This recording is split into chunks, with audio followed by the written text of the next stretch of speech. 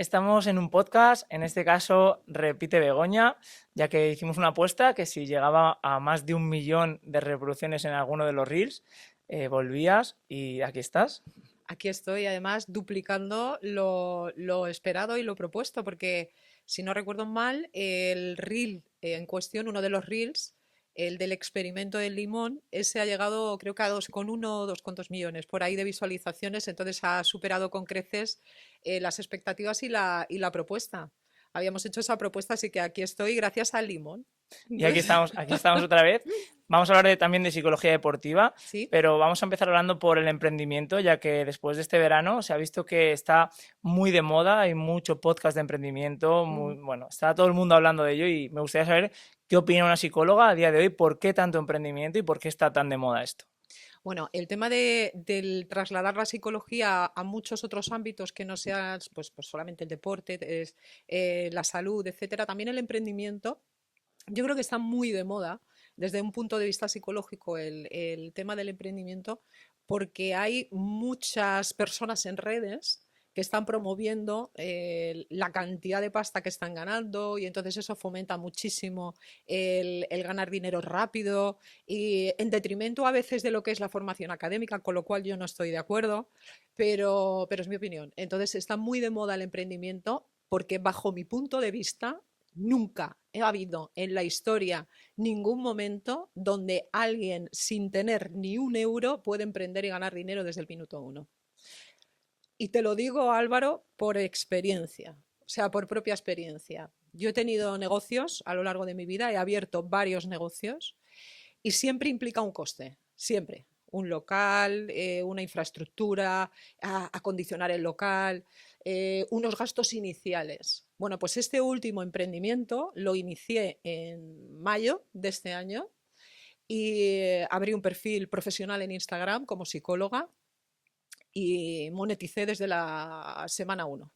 Sí, ha cambiado mucho, estamos en la época en la que más fácil es realmente crear gracias a las Totalmente. tecnologías y se ve, ¿no? También lo que has dicho, un poco a nivel social, queda muy bien poner CEO de algo, eres CEO, que al final es muy complicado cuando realmente empezamos a hablar de empresa o emprendimiento, que no es lo mismo ser el CEO de una compañía, yo me incluyo incluso, de cuando ponemos CEO en Instagram de un centro de entrenamiento, cosas así, y realmente CEO, la palabra CEO es otra cosa, ¿no? Es algo más serio, ¿no? Es crear un autoempleo. Pero está bien visto y es verdad que como que está de moda, por así decirlo. Sí. Aunque realmente, ¿crees que emprendedor se nace? O sea, ¿todo el mundo vale para emprender? Yo creo que tiene un componente innato importante. El tema del emprendimiento. De hecho, se hizo un experimento, el experimento, famoso experimento del caramelo, que consistía en niños de 3 años, entre 3 y 4 años, les ponían en una sala cerrada con un psicólogo, donde no había ningún tipo de estímulo, se les ofrecía la posibilidad de un caramelo, se les daba un caramelo y se les decía que si eran capaces de no comerse ese caramelo durante un tiempo, se les daría a la vuelta, el psicólogo se iba, y a la vuelta se les daría una bolsa llena de caramelos. Es decir, eso, y se miraba por una cámara cómo se iban comportando los niños. ¿Qué sucede? Que había tres tipos de comportamiento. Uno, el psicólogo salía por la puerta, el niño enseguida se comía el caramelo, es decir, autocontrol cero. Luego había los niños que sí eran capaces de controlarse y ahí no se comían el caramelo. Y luego había un tercer grupo, que eran menos, pero eran muy graciosos, que chupaban el caramelo, lo envolvían como si no hubiera pasado nada. Es decir, esos yo creo que en su vida adulta deben de ser políticos, algo así. Esa manera de chupar el caramelo pero que no se note. Que esto se hizo un estudio longitudinal durante décadas y esos niños, cuando los que eran capaces de postergar la recompensa en su vida adulta, eran mucho más productivos a nivel laboral y además había más cantidad de, en este caso, de CEOs, de emprendedores y demás. Entonces, es verdad que hay un componente innato, el tema de la postergación de la recompensa es muy importante y luego también es adquirido, también depende mucho de la socialización. Se hizo otro estudio donde se preguntaba a adolescentes qué querían ser después de terminar su etapa estudiantil. En España, no sé si era más de la mitad, más del 50% querían ser funcionarios y en Estados Unidos más del 80% dijeron que querían ser emprendedores. Entonces, yo creo que la socialización, es decir, la cultura, tiene muchísimo peso sobre esa decisión de emprender o no emprender.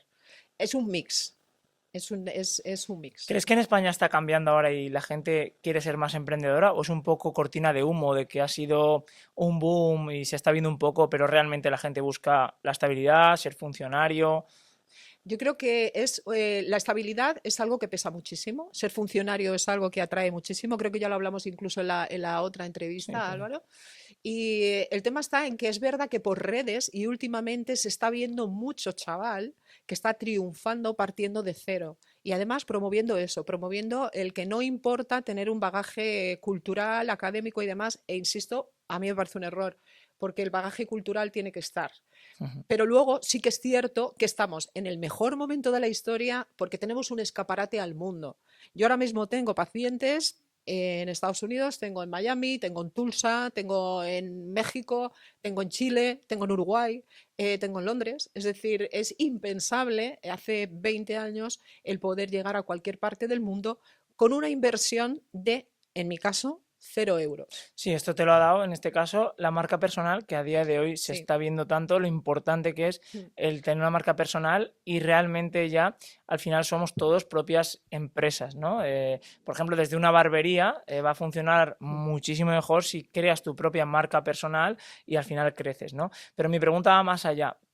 Se fomenta mucho el uso de la marca personal, y de hecho a mí me encanta, pero ¿todo el mundo vale para tener una marca personal o no todo el mundo sirve realmente para esto? Yo, como creo muy poquito en los límites en el ser humano, es decir, yo creo que el ser humano cuando se le potencia adecuadamente puede conseguir cualquier cosa o casi cualquier cosa. Entonces no me gusta nunca circunscribir a las personas. Creo que cualquiera, siempre y cuando sea auténtico. Y eso es lo que falta, autenticidad. Álvaro, la gente no es auténtica en general.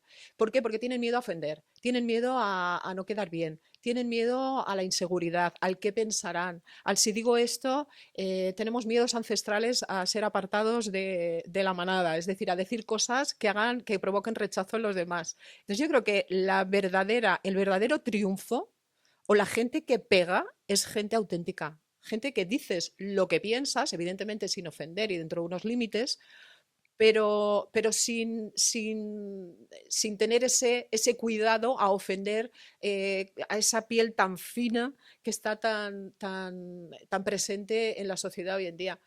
Yo digo lo que pienso y además siempre acabo, cuando digo algo, siempre acabo diciendo, es mi opinión. Y Ujú. es mi opinión. Entonces, evidentemente yo no puedo representar al 100% de las opiniones del planeta ni quiero. Entonces, al final yo creo que la marca personal está en ser auténtico, en ser distinto, en ser disruptivo y en ofrecer algo que el mundo necesita. A mí cuando la gente me dice no encuentro mi sentido vital, lo primero que les pregunto es, ¿tú qué crees que le falta al mundo? Entonces, la respuesta, lo primero que te venga, lo primero que te salga de la tripa, a eso has venido tú, a dar eso. Entonces yo cuando me hice esa pregunta, yo pensé, ¿qué es lo que le falta al mundo? Y le falta tranquilidad, le falta paz, le falta sosiego, le falta sentido vital. Y entonces eso les intento dar.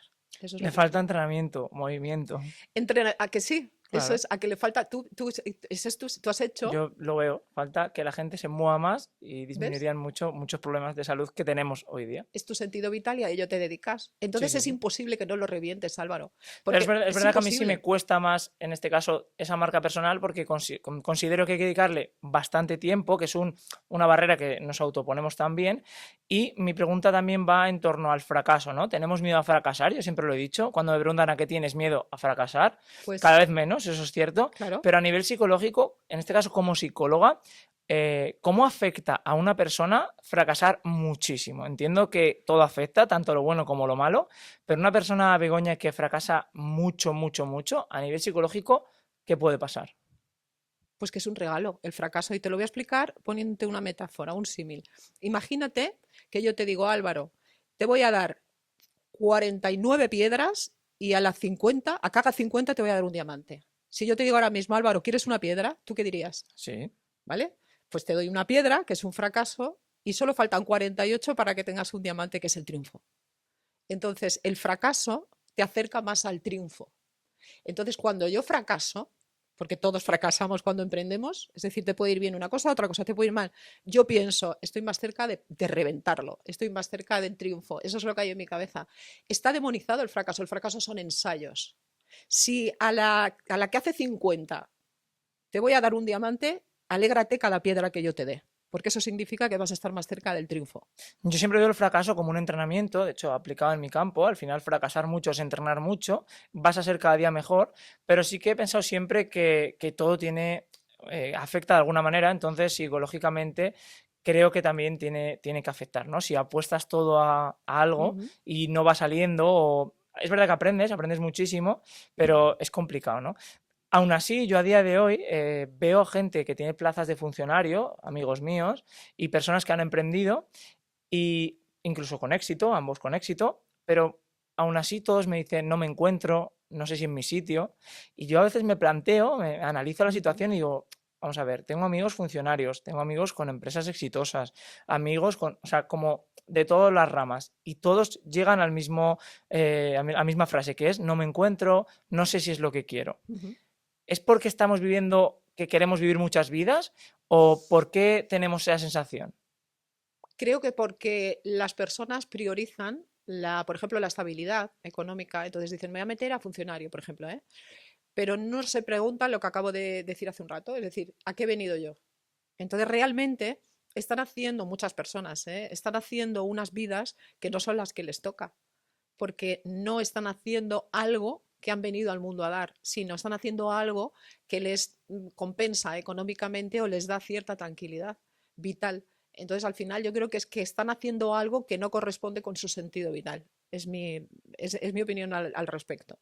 Es decir, creo que cuando un ser humano se para y dice, yo no estoy donde quiero estar, ahí tienes que decir, a ver, ¿qué falla aquí? A ver, tengo una casa, tengo un coche, tengo lo que socialmente se supone que hay que tener, pero no soy feliz. Entonces estás haciendo algo que no corresponde con tu sentido vital de ese momento, que yo lo digo muchas veces. El sentido vital va evolucionando. Yo tengo un sentido vital hoy que nada tiene que ver con el mío de hace 20 años ni 10. Entonces yo creo que va por ahí, ¿eh? Va porque no están ubicados. ¿Y la relación con el dinero es importante? ¿La relación que tiene una persona con el dinero? es, es fundamental. Hay una demonización cultural con el tema del dinero, que es algo que tenemos que cambiar el chip ya. El dinero es una herramienta como cualquier otra. Entonces el dinero nos tiene que servir para poder darnos mucho más a los demás. Entonces sí que es cierto que hay muchas creencias que nos frenan a la hora de conseguir dinero. Entonces, tenemos todos un termostato, yo le llamo el termostato financiero. Hay tú imagínate, Álvaro, te voy a poner un ejemplo. Tú vas por una zona de Madrid donde los pisos que parecen colmenas, donde es súper viejos, de Madrid o de cualquier ciudad del mundo, da igual. Y tú miras ahí y dices, yo en la vida viviría aquí, ¿vale? Lo tienes claro. Ahora imagínate que por un golpe de la fortuna, del destino, de lo que lo queramos llamar, yo no creo en eso, pero imagínate que de repente te ves ahí. ¿Cuánto tardarías tú en salir de ahí? Poco. Nada. O sea, te buscarías la vida, dos trabajos, te devanarías los sesos. ¿Por qué? Pues porque tu techo financiero está mucho más por encima. Sin embargo, gente que se pega toda la vida viviendo en esos sitios están felices. Sin embargo, tú, yo, decimos, ni de broma estoy yo ahí. ¿Ahí están felices o se han acostumbrado a que esa es su realidad? Están conformes, porque su termostato financiero, me refiero, imagínate, esta habitación la tenemos a 25 grados. Entonces, a 25 grados. Y el termostato, cuando llega a 26, lo baja a 25. Cuando está en 23, lo pone a 25. Entonces, nuestro termostato financiero es, yo me conformo con esta pasta, es decir, con esta cantidad de dinero. Si gano más, mi mente va a corregir y de repente dices, jo, es que, y fíjate que tenemos como una especie de termostato, de estándar, y corregimos por arriba o corregimos por abajo, pero más o menos estamos en el mismo lugar. Entonces, ¿podemos cambiar ese termostato financiero? Sí. Y es una obligación, o sea, el dinero es una herramienta maravillosa para hacer cosas por los demás y evidentemente por ti. Sí, Claro. yo también lo pienso. Dentro de tu círculo, de con quién te rodeas, al final eso también dice mucho al nivel económico al que puedes llegar. Parece una tontería, pero es cierto que al final vas a ganar muy parecido con las cuatro o cinco personas que más te relacionas en tu día a día. Yo Mm. muchas veces lo hablo esto y es que es real Total. y es que es la verdad. No hay Somos un cambio, es 100% real. totalmente. Dentro de la marca personal, llevas 4 o 5 meses trabajando en tu marca personal. Sí. ¿Crees que si hubieses empezado, imagínate, con 18 años, una marca personal, eso crees que se puede? Yo pienso que si con 18 años empiezas tu marca personal, al final tiene que ser muy flexible porque cuando tengas 30, 35, 40 va a ser totalmente distinta. Qué ¿Crees que buena hay una edad pregunta. para empezar una marca personal o que Yo lo que creo, es muy buena pregunta, Álvaro, ¿eh? Yo lo que creo es que si mi yo de 18 años no tiene nada que ver con mi yo actual, con lo cual mi marca personal no sería no tendría nada que ver. Y cierto, alguien que genera una marca personal con 18, con 20 años, va a tener que ir modificando, reinventándose y adaptando esa marca personal, porque su persona va a ser distinta y lo que identifica tu marca personal es tu persona. Entonces, tendría que haber una evolución. Yo es una frase que digo mucho y es que yo he vivido muchas vidas en una vida y evidentemente quien soy hoy no tiene nada que ver. Entonces, en otros momentos vitales sí que he tenido otros negocios. Monté un centro de formación, monté una inmobiliaria, he montado cosas, un restaurante. Entonces, claro, en otras, por eso sé lo que cuesta abrir un negocio. Me refiero a la inversión inicial al abrir un negocio. Y ahora estoy flipando y yo digo, pero la gente, ¿por qué no hace esto más? Vamos a ver, ¿por qué si tú tienes un escaparate al mundo y con un teléfono móvil, yo no he usado ni el ordenador para emprender? Es decir, con mi teléfono móvil he abierto un negocio a cero coste, con lo que cuesta tener internet al mes, nada más. Entonces, a mí me flipa que la gente no sea más echada para adelante y no se esfuerce más en en utilizar este escaparate que son las redes sociales para enseñarse al mundo, para enseñar al mundo lo que tú tienes que ofrecer. yo creo que mucha gente lo intenta porque al final es muy sencillo, simplemente es ser un escaparate y tener mucha gente a la que impactas. Cuanta más gente impactes, más crece tu negocio y luego al final ofrecerles un servicio que funcione, que realmente demanden y necesiten y facturas por esa línea. Yo creo que la gente lo tiene claro, o cada vez más gente lo tiene claro, pero lo intentan poco tiempo, lo Mm, intentan un mes, 2 meses, 3 meses y como mm, no llegan a sí. los números que quieren llegar, frenan. Mm. Yo tengo gente cercana que tiene mucho talento y sé que podrían tener una marca personal brutal, pero también les veo que como no llegan a los números que a lo mejor querrían llegar, no es que se vengan abajo, pero a lo mejor dejan de subir tanto contenido, dejan de crear o creérselo tanto y eso al final creo que es complicado. ¿Qué crees que tiene que tener una persona para que genere ese impacto, para que sea ese líder o esa persona que quieran seguir? Porque al final no todo el mundo puede dedicarse a eso. Yo creo que hay tres puntos clave para reventarlo, para triunfar. Tres. Tienes que encontrar qué es lo que te gusta, hacer algo que te gusta, ser bueno en lo que te gusta, también es importantísimo, y no soltar nunca esa pasión. Es decir, hacerlo con pasión, hacerlo con entrega y entender lo que acabo de decir hace un rato, es decir, que los fracasos son un aprendizaje, son una escuela y son los que te van a llevar al éxito. Entonces hay que tener constancia, constancia. O sea, toda la gente que lo ha petado, toda la gente que ha triunfado, es gente que antes ha fracasado.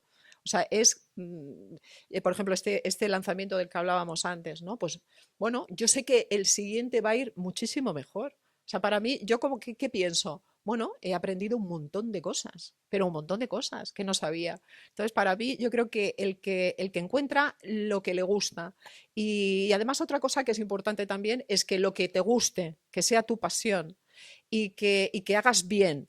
Y si eso da pasta, si eso da dinero, entonces es imposible que no te forres. Es que es imposible. O sea, encuentra algo que te guste, encuentra algo que se te dé bien y encuentra algo que ganes, que se pueda ganar dinero. Si consigues esas tres cosas, triunfas. Al final no hay secretos, es para todos es como en la vida, es constancia, seguir Sí. y al final el que sigue y sigue y sigue, al final va a llegar tarde o temprano, ya sea Mm. en un año, en dos o en 17. Hay un mexicano que es Carlos Muñoz, creo que subía vídeos a YouTube y subía 16 vídeos al día a YouTube durante 2 o 3 años y al final llegó a 1 millón de suscriptores, pero porque Sí. 16 vídeos al día es una barbaridad, es muchísimo trabajo. También yo creo que hay gente que quiere dedicarse a esto o intentarlo, pero a nivel económico tienen que compaginarlo con un Mm, trabajo claro. de 8 10 horas incluso y es más complicado, ¿no? Mm. Entonces, al final, cada uno tiene su casuística y no es tan fácil como que todo el mundo al final puede llegar. Sería muy fácil. A Cuando... nivel, Sí, perdona. No, no, no. a nivel de mujer, hombre y en este caso emprendimiento en redes, ¿crees que está igualado o crees que da igual realmente? Yo creo que tenemos las mismas opciones a día de hoy, pero hay un punto que distingue a la mujer del hombre a la hora de emprender y es que nosotras somos más emocionales. Es decir, nosotras nos descarrilamos más a nivel emocional por una cuestión hormonal, ¿eh? No estoy diciendo nada que no diga la biología. Entonces sí que es cierto que cuando emprendemos, yo creo que la clave para que un emprendimiento tenga éxito en hombre y en mujer es que tú cojas, digas, voy para allá y no me mueve ni Dios de ahí. Es decir, yo voy y voy a muerte, voy a saco con eso. La mujer, ¿qué sucede? Que cuando hay un altibajo emocional, porque en la vida los hay, tenemos más tendencia a descarrilar. Entonces yo lo que quiero decir a las mujeres es, no descarriléis. Es decir, que un vaivén emocional no te haga descarrilar de tu emprendimiento. Es decir, ahí tenemos que ir a muerte. Y de la misma manera que el hombre, hormonalmente sois, digamos, planos y entonces no descarriláis con esa facilidad, nosotras tenemos que ser conscientes que nuestro escenario hormonal es distinto, ser congruentes con ese escenario hormonal y decir, uff, es que hoy estoy que tal, pero yo no me descarrilo. Yo voy a por eso y lo consigo sí o sí. Y ya está. Entonces, esa es la diferencia. Y creo que ahí por ahí las mujeres tenemos que hacer esa reflexión. Justo explica en clases hoy la diferencia a nivel hormonal entre hombres y mujeres y las diferencias que hay. A veces parece que cuando lo explica un hombre queda un poco raro y muchas chicas te miran como, bueno, me estás ofendiendo y realmente no es ofender, es biología Ya y está. no pasa absolutamente nada. Que estamos en una etapa donde hay que medir cada palabra, aunque yo personalmente mido poquito, ¿eh? Ya te lo digo, Álvaro. O sea, mido poco. ¿Crees, Begoña, que una persona para dedicarse al mundo de la atención, de las redes, que te miren, ¿no? Al final te mira mucha gente y cada vez más, en tu caso has aumentado un montón a nivel de seguidores. ¿Crees que una persona insegura no puede estar ahí porque al final va a haber críticas? Sí. Le puede afectar mucho? Incluso Mm. he leído a veces historias de personas que se han suicidado Sí. por tener tanto impacto y que no han soportado que tengan unas malas críticas. No me extraña. Sí, mira, yo soy una mujer ya de 52 años con muchísimo bagaje personal, profesional. Me afecta cero lo que piense la gente. Lo único que me importa a la gente, lo que piense la gente que quiero y que me importa. Y incluso así, ha habido comentarios que es como si de repente dijeras, pero ¿y esta agresividad a qué viene? Es gente generalmente que se esconde detrás de un paisaje o una foto de un pobre perro, ¿qué culpa tendrá? Pero sí, sí, es gente que utiliza las redes para dañar, para herir. Entonces hay que estar fuertes, no todo el mundo es capaz de soportar esa presión. Creo que es interesantísimo esta pregunta que acabas de lanzar porque hay que hacer una reflexión para estas personas que están impactando en redes o que empiezan a impactar en redes, que no les tiene que importar absolutamente nada, que es inevitable que un tanto por ciento de la población mundial sea gente dañina. Es que es así, y sobre todo cobarde. Y una cosa que a mí me ha llamado muchísimo la atención es que yo durante prácticamente toda mi vida he estado sumergida, inmersa en un mundo muy masculino, mucho. Me he criado con 3 hermanos chicos, me dediqué durante muchos años, tuve un centro de formación de conductores profesionales, es decir, eran camioneros. Entonces, mi mundo ha sido un mundo muy masculino, pero yo tengo mucha energía también, potente, masculina, y eso pues he sabido lidiar muy bien. Bueno, pues me ha sorprendido mucho que en redes la mayoría de los comentarios más hostiles, pero muy De hostiles, mujeres. no, Álvaro, me ha sorprendido, yo pensaba que sería así de hombres. Entonces, claro, es una cosa muy curiosa porque yo decía, qué curioso cuando yo siempre he percibido respeto.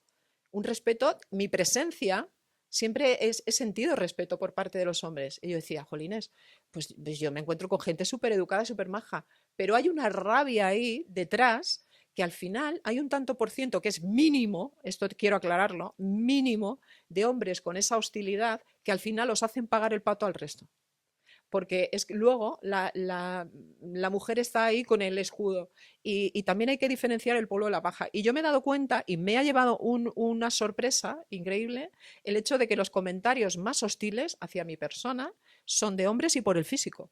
O sea, una cosa muy sorprendente. Sí, al final la gente critica como puede y lo que has dicho, se esconden un poco en la pantalla. Son unos cobardes. Claro, yo siempre lo digo, si esta misma persona estuviera frente a mí y yo le dijera, a ver, repítemelo a mi cara, evidentemente, vamos, ni de broma. O sea, Has dicho antes que en redes sociales o marca personal una de las cosas es ser real, ¿no? Ser tú mismo. sí. Y yo realmente en redes sociales percibo un poco lo contrario, ¿no? Me pasa a veces que ves redes sociales a gente con mucho impacto y cuando les conoces en persona son totalmente distintos. Mm, ¿Crees que hay personas que tienen un personaje, una doble persona? mm, ¿Eso afecta psicológicamente? sí. ¿Estamos llegando a una etapa en que en el futuro va a haber problemas? Súper interesante esta pregunta, Álvaro. Sí, Sí, hay gente que está hiper infeliz mostrando una imagen súper feliz. Entonces es lo contrario a ser auténtico, es decir, es una falsedad total. ¿Eso se puede sostener en el tiempo? No. ¿Eso acarrea problemas mentales? Sí. Cuando uno es auténtico, cuando uno es quien es, yo ahora mismo soy así, pero así es contigo y dentro de media hora o esta noche que esté cenando con mi hija, igual. Es decir, yo soy la misma persona todo el tiempo. Entonces, para mi psique no hay una mentira, hay una congruencia y eso hace que yo pueda estar estable mentalmente. Pero ¿qué sucede? Que hay personas, bueno, yo tengo de hecho una paciente que está, cuando hablamos, está destruida y es una tía, es modelo, es una tía muy guapa, tiene muchísimos seguidores y tiene una sesión conmigo online, se alza de llorar y descarga y luego a la media hora sube una foto como si fuera la tía más feliz del mundo.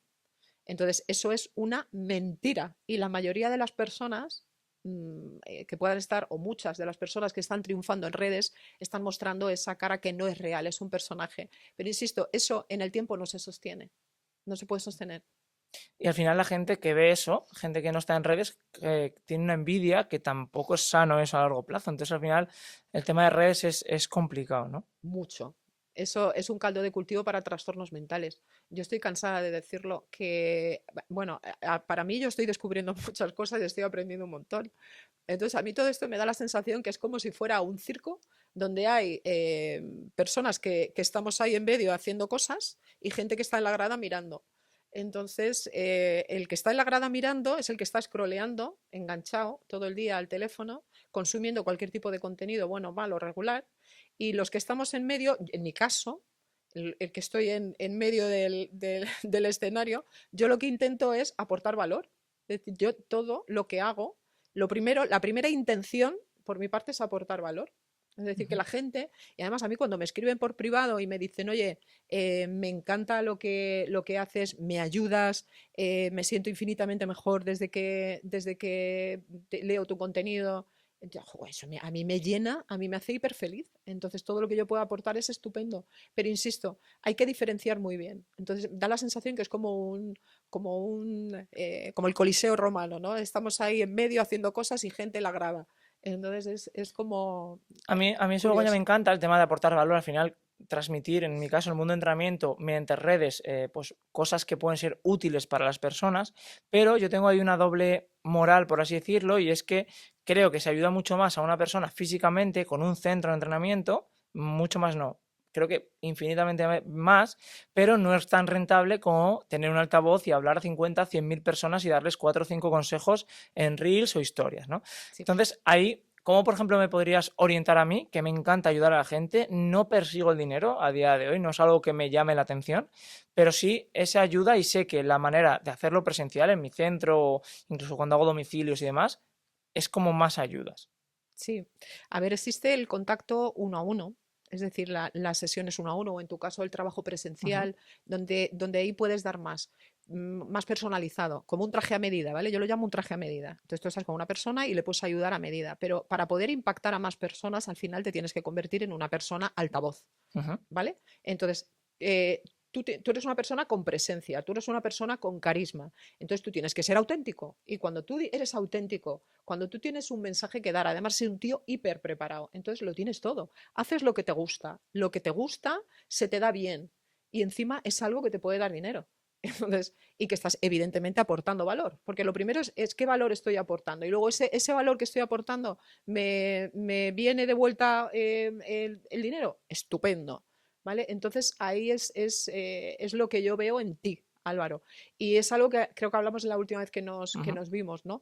Que yo tengo esa manera o es de ver a las personas en las cuales soy capaz de ver cuando hay un talento en alguien, Yo ¿no? lo que creo es que si tengo foco en aportar contenido y llegar a gente, pierdo también, porque en uno no puede estar 24 horas, pierdes tiempo de, pues te quitas entrenamientos o el proyecto de montar centros.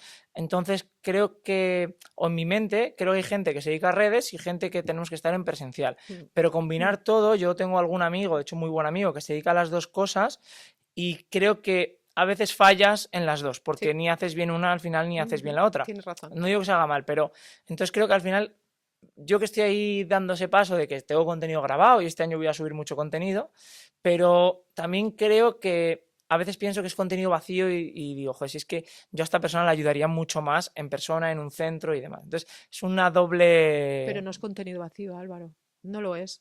O sea, al final,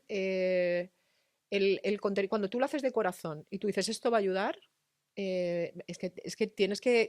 Sí que es cierto, estoy de acuerdo contigo en que cuando te ocupas de lo que es la parte de redes o el escaparate y Ujú. aparte atiendes uno a uno, ahí se genera cierta tensión, ¿vale? Se genera cierta tensión porque el día tiene las horas que tiene y entonces tienes que repartir. Entonces ahí viene la eficiencia, es decir, hay que ser muy eficientes. Por ejemplo, lo que tú y yo estamos grabando hoy para mí es eficiencia. ¿Por qué? Pues porque a mí luego en el día a día no voy a tener que estar grabándome vídeos.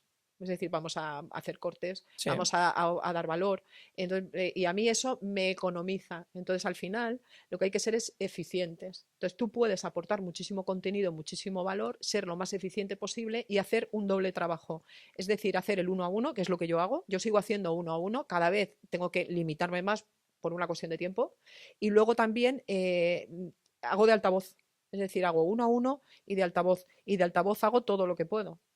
¿Vale? Entonces, al final es intentar encontrar un equilibrio, no es fácil, pero hay que claro. intentar encontrar y no descuidar nunca ninguna de las dos, porque al final hay una cosa, Álvaro, y es que la gente, cuando tú hablas desde el corazón, lo nota, lo siente. O sea, es una cosa maravillosa. Cuando tú hablas con pasión, cuando tú transmites desde el corazón, eso las personas aunque haya una pantalla en medio, las personas lo sienten.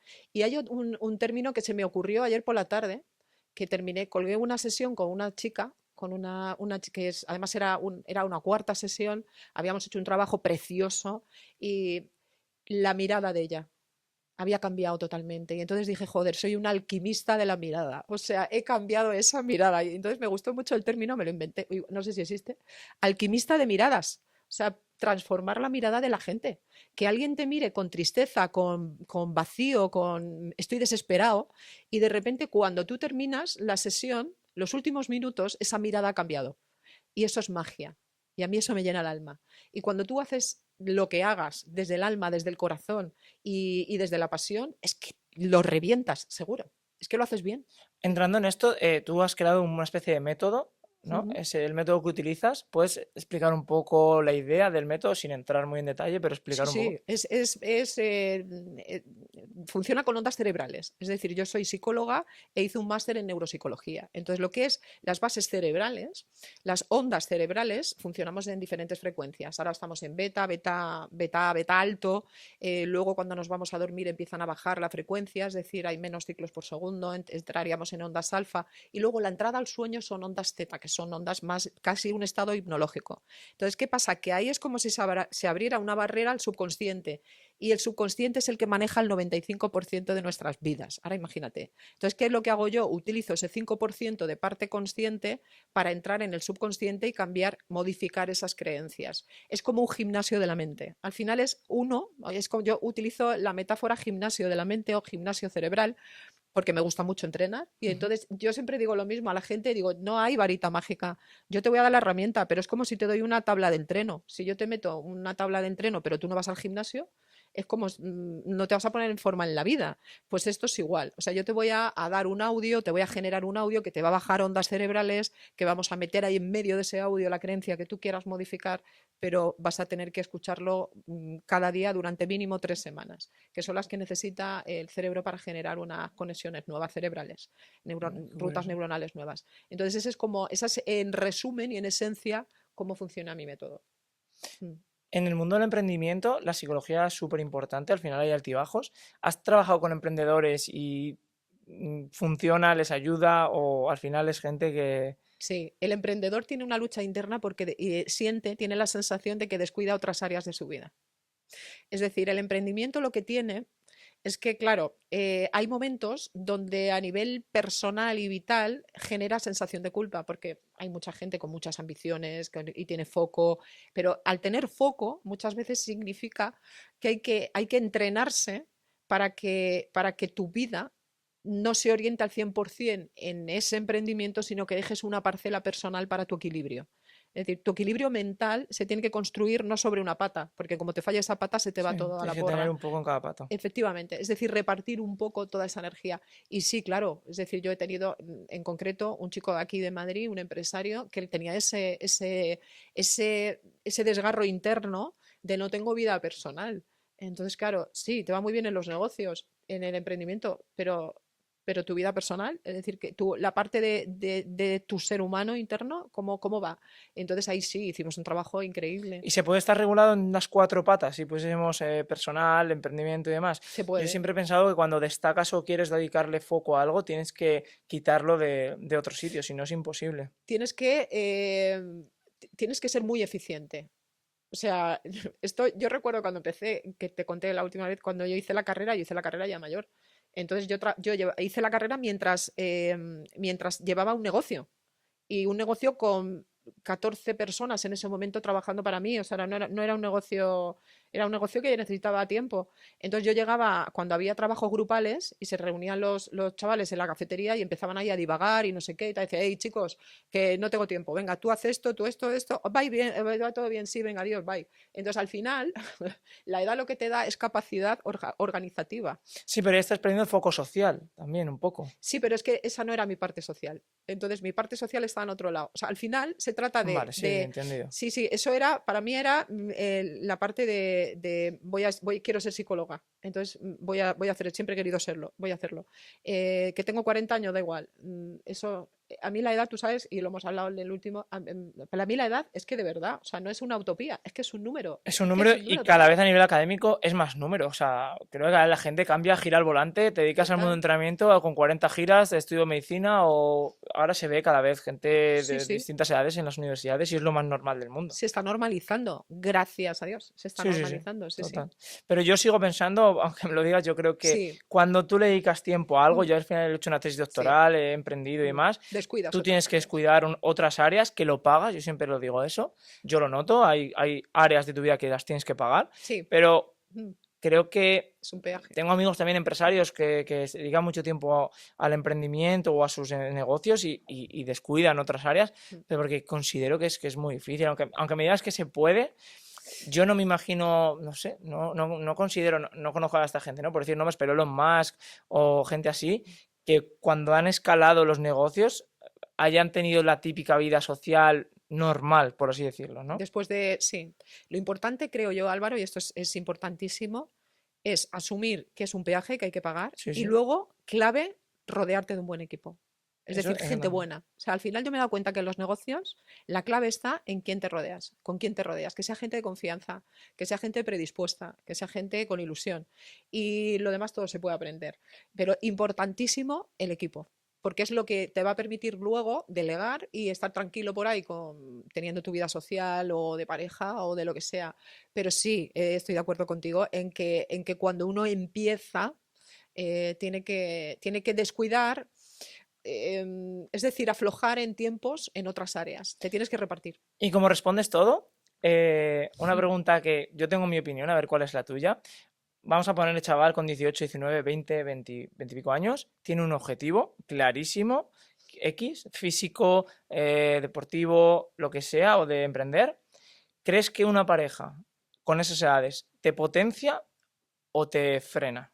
Depende de la pareja. Estoy yo en eso creo que la pareja es clave o para impulsarte para arriba o para abajo, para lastrarte, o te impulsa o te lastra. Entonces es importante que la pareja sea en ese sentido lo más parecida a ti posible. La gente que dice eso de los polos opuestos se atraen, eso es una milonga. Cuanto más parecida es la pareja a ti, mejor. ¿Por qué? Pues porque va a entender cuando tú estés emprendiendo. Si tú eres emprendedor, lo ideal es que tu pareja también sea emprendedora o como mínimo que potencie ese emprendimiento. Cuando tú llegas a casa y te dice tu pareja, oye, ¿cómo te ha ido? Bien, ah, qué bien, qué orgullosa estoy de ti, Álvaro. De verdad, esto te va a ir de miedo y te potencia, es muchísimo más probable que te funcione el emprendimiento que si llegas y te dice, oye, es que ya van 3 días que no salimos a cenar y te reproche. Entonces, la pareja es clave. La pareja es clave. ¿Pero y crees que parejas de 18, 25 años, 30 incluso, pueden entender que una persona dedique toda su energía en un proyecto o tiene que pensar igual que tú?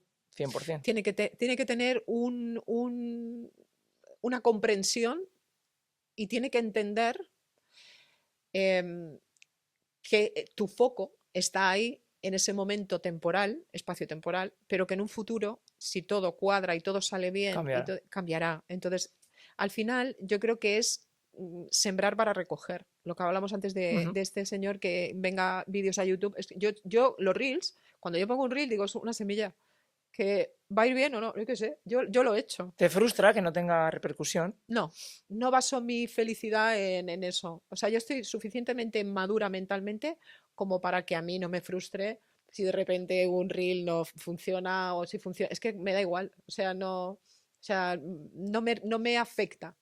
No me afecta si hay más seguidores, menos seguidores.